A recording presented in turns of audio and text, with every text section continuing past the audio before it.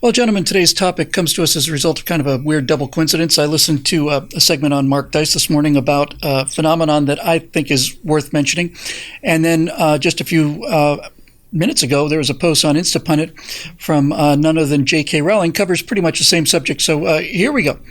The thing I'd like to talk about today on Right Angle, I'm Bill Whittle here with Steve Green and Scott Ott, is the idea of how radical revolutions always devour their own, and you better be careful about what you wish for because you just might get it.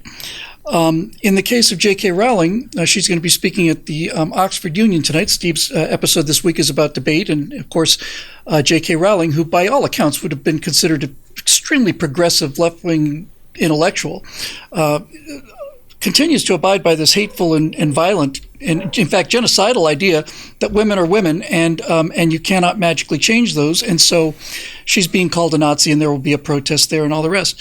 But the thing that Mark Dice was covering today was about the director of diversity, equity, and inclusion for Uber, who held a conference among the upper staff at Uber and said that we should not be using the term Karen because the term Karen is generally a pejorative against white women, and I believe she was a white woman, and so she didn't like being called Karen. Well, she was suspended for this and may get fired because what this person doesn't realize is that it doesn't matter whether you think you're on the team. When you create a cult of victimhood, and that is your entire philosophy, you will eventually find yourself up against the wall.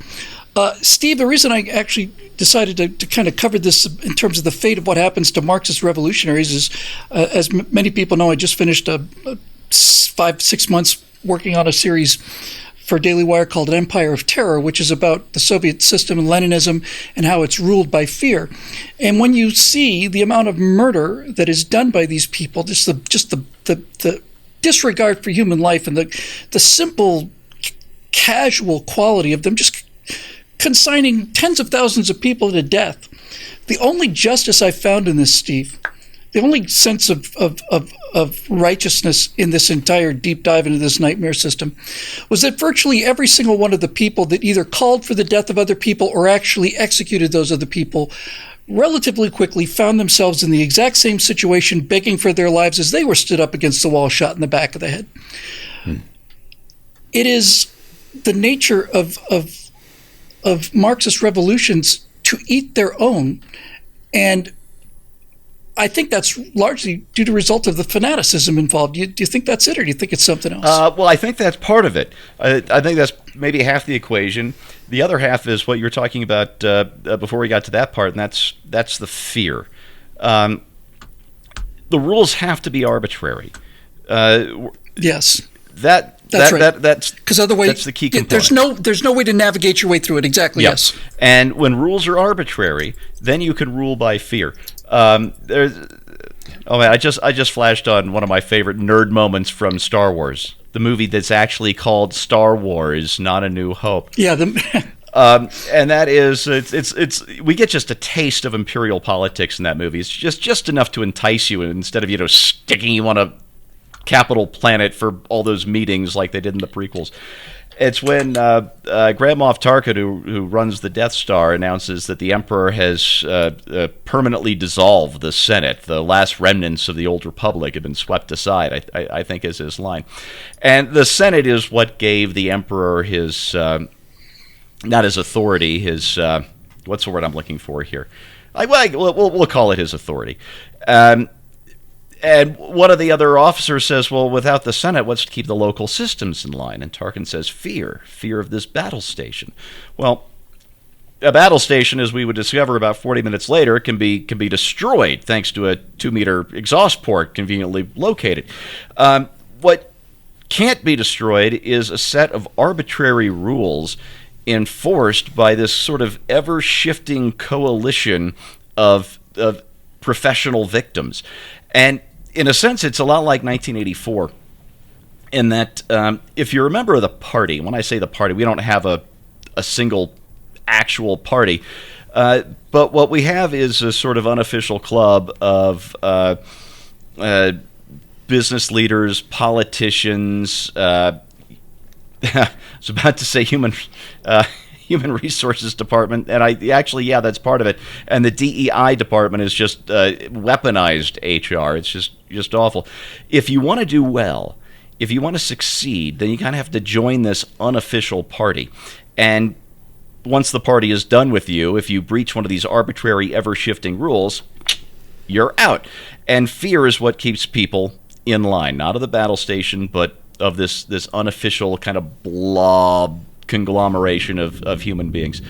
And in the way it's like 1984 is, if you're a prole, nobody cares what you do. Oh, maybe you get canceled on Twitter or something.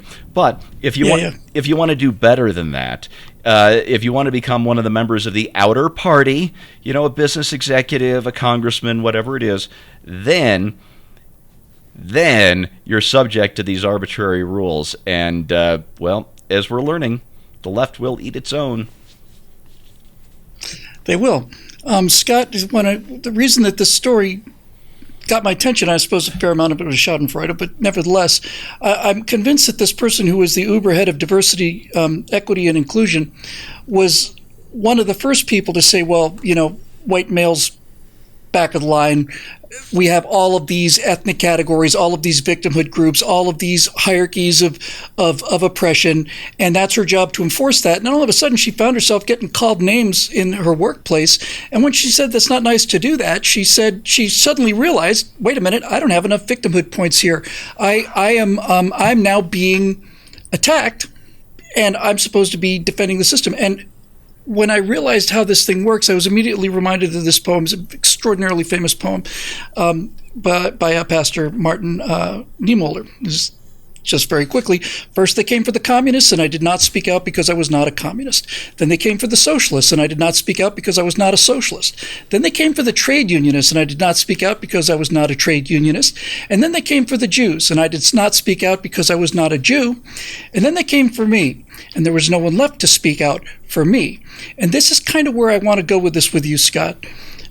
When your political philosophy condemns entire categories of people to, well, every white person is a racist, every white person is a supremacist, or whatever dividing line you want to make, I get the feeling that the people, Antifa people, all these social justice warriors, are assuming that they're always going to be on the right side of this argument, that they will always be the oppressor and never be the ones put up against the wall. And it doesn't usually work out that way, unfortunately for them. No, and I think that circle is going to get redrawn over and over and over again until you who were on the inside suddenly find yourself on the outside. And the rules have changed and you don't realize it. And you won't discover it until you step on the mine. And when the mine goes off and then you go, hey, wait a minute, I was fine last week. What happened? What's the new thing? Why is it a problem now? The other night, my wife and I were just kind of going through old YouTube clips of segments from the TV show The Voice, because we didn't watch it early on when it first came on. So we're watching shows now that are, 10, 15, 20 years ago, something like that, whenever it first started. And there was one contestant, a guy got up and sang, and Adam Levine from Maroon 5, one of the judges, turns around, and he's the only one of the four judges who turns around. And then it's his turn to talk after the guy gets done singing, and Adam Levine said, I know this is going to sound embarrassing maybe at first, but I don't want you to take this the wrong way. But when I turned around because I thought you were a chick. And I turned around because I thought you were a chick, and that voice was amazing. But obviously, you're not a chick. You have and then he says the biological terminology for the male reproductive organ. And then the people laugh at that, and one of the other judges repeats the word and says something funny about it. And I thought, holy cow, you could not do that today. You could not, on a TV show, you could not say, obviously you are not a female, you're a male, and the reason you're a male is because you have a male reproductive organ. Not that he could actually see it, but he assumed that the guy had one of those. And I just thought, how did we get to this place? I mean, it was inappropriate back then for him to say that because he was using the genitalia term on TV. It's inappropriate now because he was concluding by appearance that he could evaluate who somebody was, whether they were male or female, or be able to categorize it in that way. And I just thought, how do you keep current with the lexicon? How do you keep current with the acceptable speech? Is it like the AP style book back in the day when I was a journalism student, where every year they issue a Changes new all the time. version of the AP style book? I actually recently almost bought a copy of the AP style book, more out of nostalgia than anything. I don't need an AP style book. But I went to college for journalism and I had one then. I thought, I'll buy the latest version of the AP style book. And I start looking at what's in the new version of the AP style book, and it's that kind of stuff. And I thought, I don't really need that. I don't need to know what the latest boundaries are, because by the time that thing goes to print, it's already obsolete. And so I feel sorry for these people who, in many cases, out of the goodness of their hearts, thinking they're doing the right thing, they're trying to be just and fair and kind and all of that kind of stuff, they find out eventually that they're not part of a just, fair, and kind movement, and now they're the enemy. Yeah, I'm not so sure about the just, fair, and kind thing. I think those people, the DEI specialists, generally really enjoy canceling people. And I want to close by talking about that term, cancel culture. Cancel culture is kind of harmless sounding. We all know it's got its consequences. What happened to him? Was he taken out and killed? No, he was just canceled. Well, basically, it's the end result is the same. They've been removed from the discussion. They've been taken outside, and they're not going to be heard from anymore. It is cancel culture is a result of totalitarians enforcing their personal opinions and removing people who disagree with them from the discussion and from the civilization. You lose your livelihood, you lose your job, you can lose your friends, you can lose all kinds of things. And as with other fear-based societies, terror-based societies, you can have a friend who's been canceled, and you could know full well that that person's innocent, but you also know that if you decide to befriend them or defend them, then you're going to get canceled too. So you put your head down and off you go towards the basement of the Lubyanka. J.K. Rowling had a response to being called a Nazi and all the rest of it. This is apparently just came out just a short time ago as we record this. She was talking about the people that call her a Nazi and a fascist and a misogynist and all this. She wrote, "You lie and smear, assuming that you'll live out your days as a hanging judge and never find yourself in the dock. No cultural moments last forever. Yesterday's fanatics realize they joined the wrong mob. Populist movements shrivel and fall apart, and here's the clincher, Robespierre ended on the guillotine." That's rather elegantly phrased. She ought to think about writing for a living. She's rather good at it. Yeah. Robespierre ended on the guillotine. All of the people that sent people to the execution cells in the Lubyanka and around the Soviet Union, pretty much every one of them ended up in those same cells themselves. Those same people that mocked people begging for their lives found themselves begging for their lives. And to me, this is karmic justice. I'm happy to be on the side of free speech because I know that as long as my side is still alive, let alone winning, I don't have anything to fear from anybody. Not everybody agrees with everything I say, and that wouldn't be expected. It's okay to disagree. You don't get canceled by your own people. You're not knifed in the back because you say something, and therefore I'm not afraid of saying something wrong. The idea of guarding my speech doesn't particularly affect me because we have a significant number of individual bosses, not just one, who can tell us to shut up. All of this to say that we are starting to see the signs more and more every day that the people who are the quickest to condemn people to the cancel pen, the quickest who condemn people for double plus ungood thought crimes, are suddenly being accused of these things themselves, and they're quite startled and quite alarmed. To those people, I would say, and to the people who support things like cancel culture and safe spaces and suppression of free speech and calling your opponents Nazis and hate and all the rest of it, the time is going to come, not might come, it's going to come when you are going to find yourself on the other side of that firing squad, and you're not going to like it much. You'll have earned your place there because of your willingness to condemn other people to that same spot.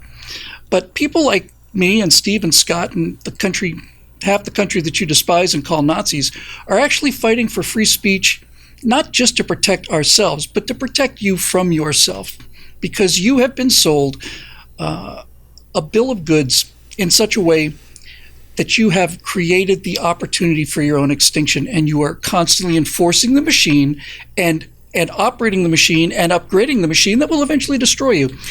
That's just the way it is. I will close this with one simple, interesting caveat. Every revolution eats its own. It's true for the French Revolution with Robespierre, the Russian Revolution, and all of them. There is, as it turns out, a single exception to that rule, and that rule is the American Revolution. Because the American Revolution, unique among revolutions in history, was not a bottom-up revolution. It didn't come from angry, dispossessed people with a bloodlust to avenge murder or slavery or it wasn't done by a bunch of thugs and criminals trying to gain power. This particular revolution was done by the most, generally speaking, wealthy, the most well-known, the most well-placed, most well-educated people. It was a revolution from the top down over a philosophy that was not mandated in terms of we have to fix this thing now. They just decided it would be safer that way. And so every single one of the members of the American Revolution, the founding fathers, not one of them was shot, not one of them was hanged, not one of them was taken out into the back and liquidated, to use another convenient phrase. They all lived out their lives to the fullest, they all respected each other, and they created a society where people could live without fear for 250 years. If you think that people like us are going to let a bunch of these green-haired, nose-pierced thugs and hypocrites get us to shut up, you got another thing coming, and it's getting to the point now where this philosophy is starting to touch so many of their own that maybe they'll actually listen for a change instead of screaming as loud as they possibly can when somebody else is speaking. For Steve Green and Scott Ott, I'm Bill Whittle. Thanks for joining us. We'll see you next time here on Right Angle.